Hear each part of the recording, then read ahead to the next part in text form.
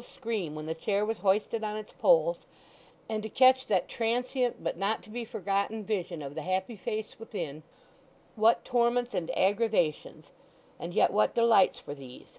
The very chairmen seemed favoured rivals as they bore her down the street. There never was such an alteration in a small room in a small time as in that parlour when they went back to finish tea.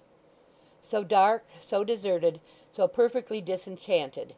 It seemed such sheer nonsense to be sitting tamely there when she was at a dance with more lovers than men could calculate fluttering about her, with the whole party doting on and adoring her and wanting to marry her.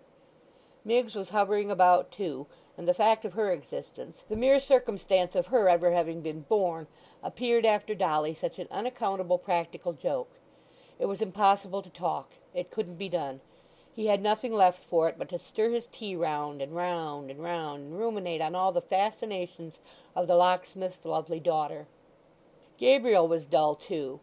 It was a part of the certain uncertainty of Mrs. Varden's temper that when they were in this condition she should be gay and sprightly.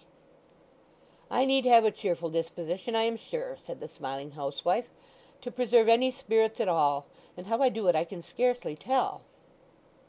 "Ah, Mim," sighed Miggs, "begging your pardon for the interruption, there ain't a many like you."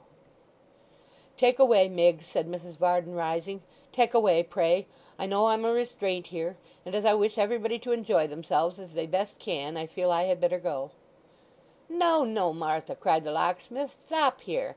I'm sure we shall be very sorry to lose you, eh, Joe?" Joe started and said, "Certainly." "Thank you, Varden, my dear," returned his wife, "but I know your wishes better. Tobacco and beer or spirits have much greater attractions than any I can boast of, and therefore I shall go and sit upstairs and look out of window, my love. Good night, Mr. Joseph. I'm very glad to have seen you, and I only wish I could have provided something more suitable to your taste.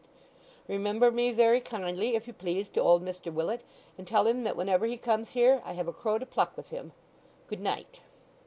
Having uttered these words with great sweetness of manner, the good lady dropped a curtsy remarkable for its condescension, and serenely withdrew. And it was for this Joe had looked forward to the 25th of March for weeks and weeks, and had gathered the flowers with so much care, and had cocked his hat, and made himself so smart. This was the end of all his bold determination, resolved upon for the 100th time, to speak out to Dolly and tell her how he loved her. To see her for a minute, but for a minute, to find her going out to a party and glad to go, to be looked upon as a common pipe smoker, beer bibber, spirit guzzler, and toss-pot. He bade farewell to his friend the locksmith, and hastened to take horse at the Black Lion, thinking as he turned towards home, as many another Joe has thought before and since, that here was an end to all his hopes, that the thing was impossible and never could be, that she didn't care for him, that he was wretched for life, and that the only congenial prospect left him was to go for a soldier or a sailor and get some obliging enemy to knock his brains out as soon as possible. Chapter 13